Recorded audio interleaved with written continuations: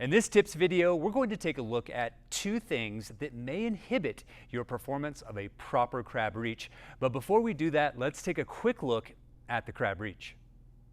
Left arm crab reach, return to crab, right arm crab reach, return to crab.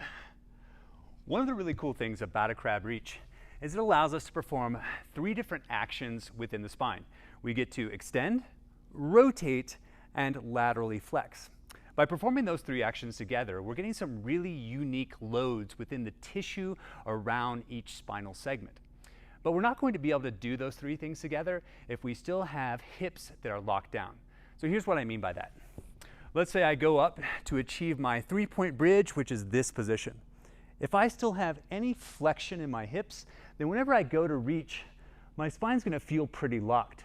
Versus if I have the freedom from my hips, I can perform those three actions together.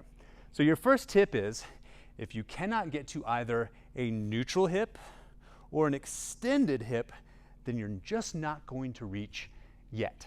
Instead, continue to work your way up to three-point bridge and then use any hip mobilizing tools that you may have in your toolbox. Okay, so now let's take a look at the neck. Tip number 2, don't get locked in extension. It's very common when someone first tries a crab reach to reach up and over behind their body like this. Right arm crab reach.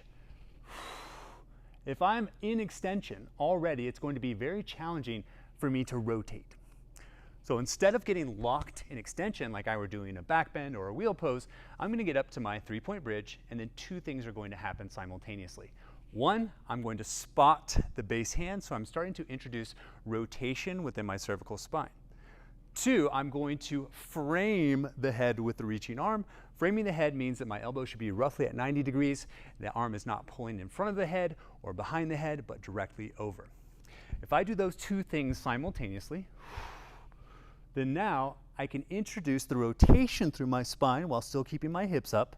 And two, if I take the upper fingertips and reach them towards lower fingertips, I can really start to express that lateral flexion of my spine as well. So tip number 2, recap, don't get locked in extension, turn the head and frame the head.